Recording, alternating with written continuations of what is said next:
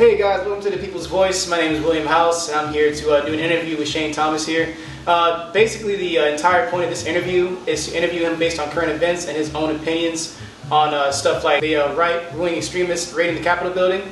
And I'm going to ask him certain topics about the economy, maybe his thoughts on the population's current viewpoints on how racism impacts African Americans, Native Americans, Hispanic Americans, etc. and so forth. And I'm also going to interview him based on more personal questions as well. And that is when I'm going to start having him drink some more libations. For any question that he cannot answer, we're going to be having him drink. And that's pretty much the whole basis of the show, guys. So, again, like, subscribe, ring the bell, hit me up in the comments if you'd like to be interviewed yourself. Give me the current time and when you'd be ready to be interviewed, and tell me if you can or cannot drink alcohol along with the photocopy of your identification, please. Alright, and we're going to go and get started. So, how's your day today, brother? My day is fucking fantastic, bro. I'm employed now.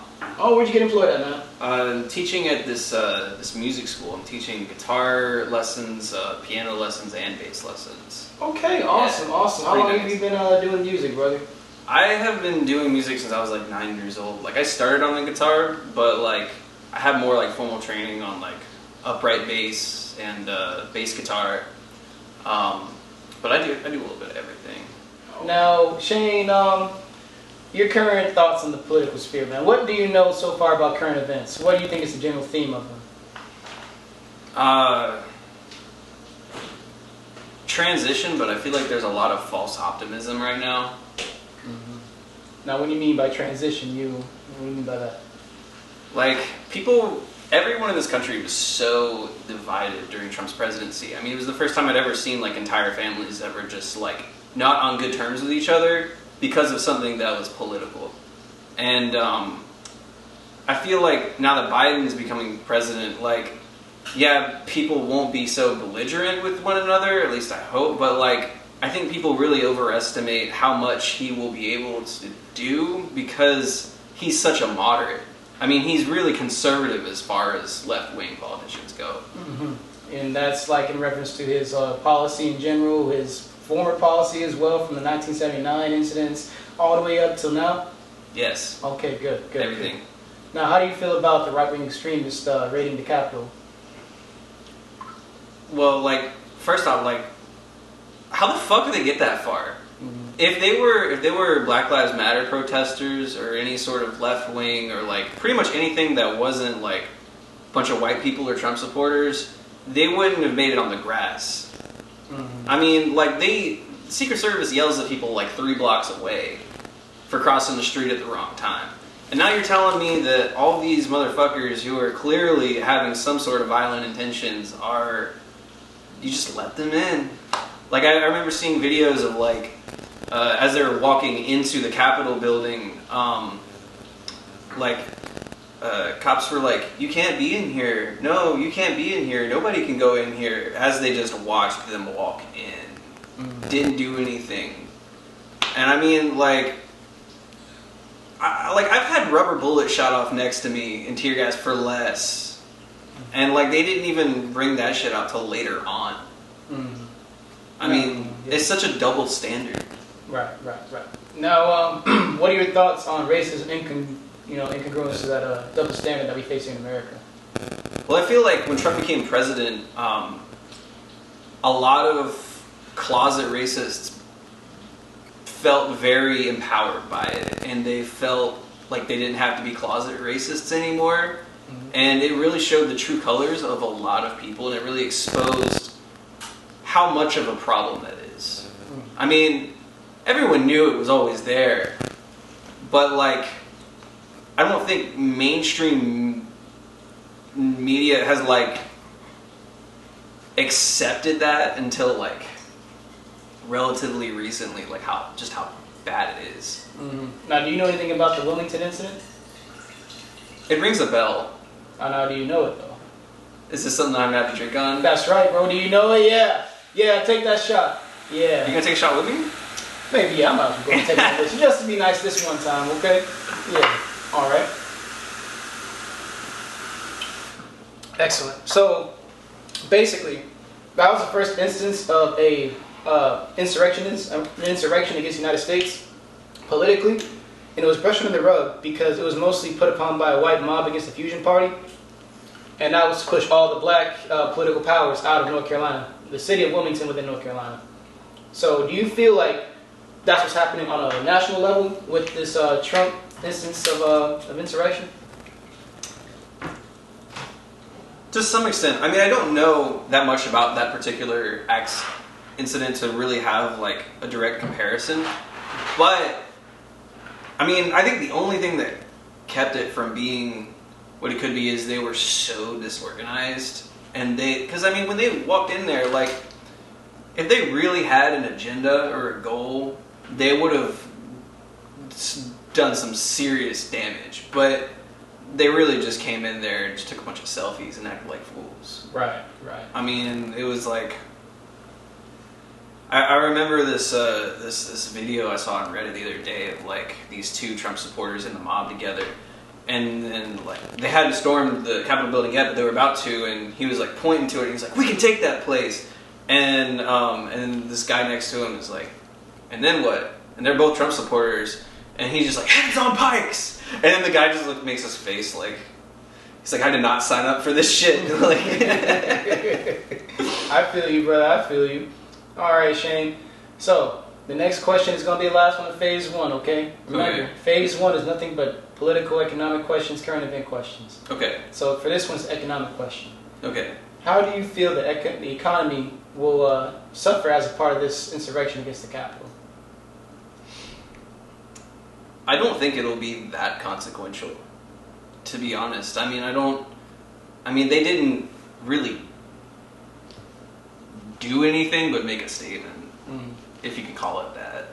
So, I mean, it would be different if they destroyed a lot of essential documents or, like, burned the fucking place down, but they didn't. So, I mean, I'm sure it has some ramifications, but I don't think it's gonna, like, be a game changer in any sense. You wanna know a secret, Shane?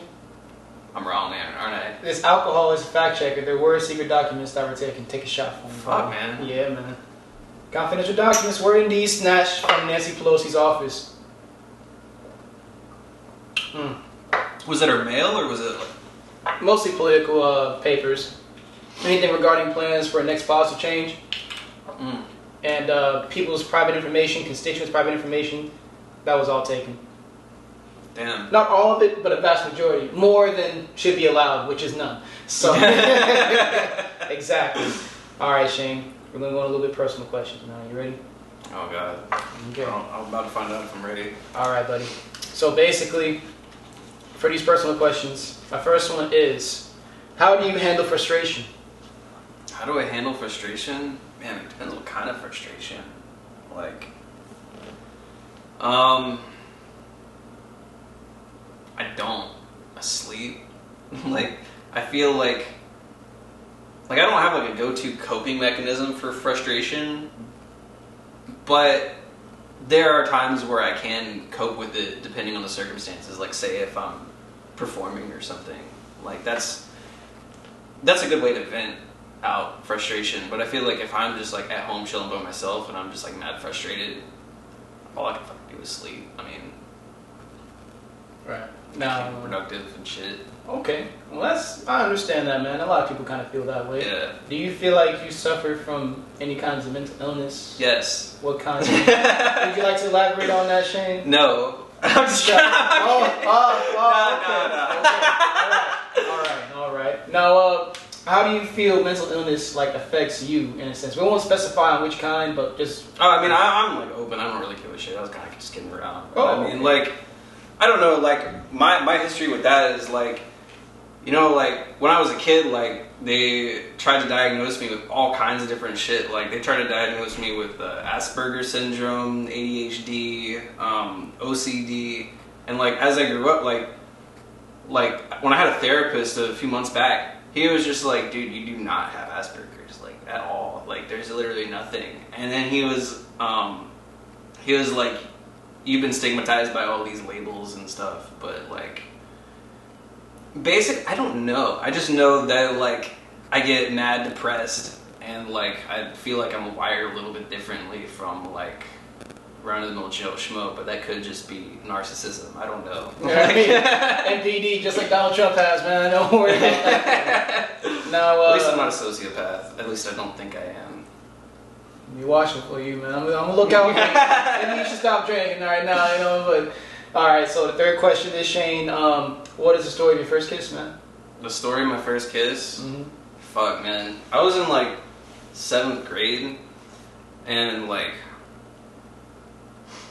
man, middle school relationships are fucking weird, man. Because it's just like, it's pretend. It's all pretend. And you're just like, oh, you like me, I like you? Cool, let's like hold hands or some shit, you know? Mm-hmm. And like, I started dating this one girl who I honestly barely knew. I don't know how it even happened. And I was just chilling at my place, and she rolls up with like 3 other girls who are all like, at the time I thought they were like really cute. Like, so I was just like, where do all these like girls come from? Because I was like, even up until high school, I was like not super popular with women. I was kind of an awkward kid. So like, I was like, what is going on? My whole world is changing. Well, how would you describe your first sexual encounter, Shane? Oh, I didn't even tell you about the kiss though. But, I mean, I'm sorry. Please continue. I am so sorry. Is the alcohol hitting you too? A little bit. A little bit? A little bit. All right, I'll stop padding out time. So like we just walked around the neighborhood, and then like as her friends were about to go into her house, she like stopped, and like we're just standing there, and she was just like, "Hey, kiss me." So like kiss, and that was it. Yeah. Just uneventful, man. Just uneventful, but like I felt like so like honored that like all these women like showed up at my doorstep, because I was like deathly afraid of like girls. Like I was that kid. Like okay, we were all that kid at one point. We were all that kid at one point. There's no such thing as a natural born player, bro. I don't care what anybody says. There's no such thing as a natural born player. Oh yeah, I just came out the womb trying to eat food. Like no. Except for Jared. Jared's different. That man is Adonis personified. For those who don't know who Jared is, don't worry about it. Don't worry about it right now. Don't worry about it. We'll feature him in another interview at a later date. Got to. But Shane, we got 2 more questions. Okay, brother? Okay. All right. So what was your first sexual experience like? God. Man, it was only a year later. Is that bad? Hey man, and I guess depending on the way you look at it. I don't talk on that. I just let it roll, bro. Okay. You know. So like, I started dating this other girl, and like, we were just hanging out. And, like, we went to swim. It's like I lived at the beach, and like everywhere has like a pool, and like, we walked around my neighborhood a little bit, and we there was like this like tall grass-ish kind of like. Honestly, it was like this high. And there was just like, it was like really thick and just like unruly. And you know, we thought that it was a secure location. I reflecting on it, I don't think it was. But yeah, like we went behind there. We did some stuff. But like I just like I always look back on it and question like, did anybody see us? Because like literally like less than a month later, they cut all that shit down. Ooh. So they caught you basically. I don't know. They might have. I know people did walk by, but I don't know if they saw us. We were trying to be low key and like quiet and shit, but like I think, man, I just like all that it takes is someone tall enough. You got a good enough nose, bro. You'll know exactly what they're like. Yeah, some of that shit. You know, like, oh damn, it's somebody musky around here, bro. A little bit. But now, all right, Shane. My last question for you is, brother, what do you love most about yourself? What do I love most about myself? Oh man. See, like I have like a weird like ego complex where I like had to like. There was a time where I tricked myself into believing that I had like a really big ego, so like the next few years after that were me trying to like counter that consciously. I don't know how that's really relevant, but like Man, I gotta think about that question for a sec. Go ahead and take a shot while you think, bro. It'll help you loosen up some. Yeah, man. It's all right. By the way, we're drinking on Bacardi Supreme. That joint right there, it hits. If you guys ever want to go to a party, make sure you drive home safe and drink responsibly, of course. But Bacardi Supreme, I recommend it. We're trying to get the sponsorship. Yeah, I like the money.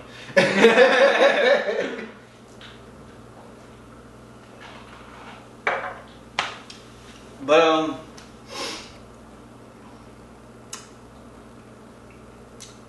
yeah, man, you might have to cut out me thinking. Yeah, that's all. I gotta think about it. That's a deep question. Yeah, man. As long as you love yourself, bro, that's all that matters most. Yeah, like I know that I do love myself. I just don't really like question the whys of it, you know? Right. Like I feel like unconditional love for yourself is important. Now, see, that's a big why, though. You know, why unconditionally love yourself? Because why not?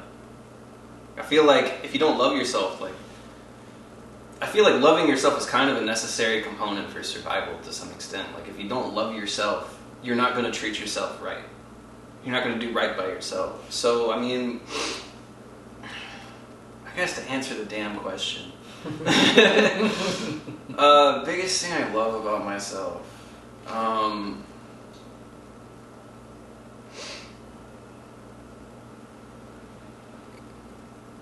I like that I'm open-minded, I guess.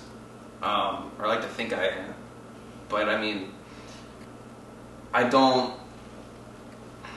there are very few things that I just like actively shut myself out to. And I'm a big believer that everything is relative and subjective. So like, even if something seems absolutely bizarre or fucked up to me, I can rationalize it from somebody else's point of view. And I can understand it. That's why, like, okay, to truly answer the question, the thing I love the most about myself is that I'm empathetic. That's something that I don't doubt about myself. And that was actually, when hanging back to what we were talking about earlier with, like, how I got, like, diagnosed with Asperger's and stuff, like, one of the biggest indicators of, like, if someone has Asperger's is, like, if they struggle with empathy. And, like, when I was in therapy, like, the first thing that, like, I wrote down, he asked me to make a personal inventory of traits that I describe myself with, was empathy. And he said, that just tells me that you're absolutely not remotely autistic, like, in any way. And, yeah. Yeah, because people with autism don't really take the social cues too well. That's one of their traits as well. They don't really... I still fucking suck at social cues, but I mean... Same here, bro. There's certain types of social cues, but, you know, there's obvious ones that they still can't grasp. Yeah. Yeah. People are weird, man. Well, all right, guys. I'm really glad that you were able to participate and view us as well. Thank you for your viewership. Shout out to Dirty Visuals for the production and the filming. Thank you so much, brother. He's a godsend. If you'd ever like to book him, I'll put his link in the description below along with his Instagram. Shane, God bless you too, man. Thank you for participating, bro. You have no idea how hard it was to get somebody to interview for love of God. You know? Unless they, you know, like free drinks too, man. Come on. Right? Come on. That's such a great deal. Come on. Like, yeah, you can pay me with that for an interview any fucking time, bro. I got you, bro. Like part 2, I'm down. See, that's a real friend, man. Y'all should really follow this man on Instagram. I'll throw his down there too. Alright guys, like, subscribe, ring the bell, and comment if you'd like to be interviewed as well. Give thumbs up. Big thumbs up. Do all that. Do all that. We appreciate you guys. Peace out.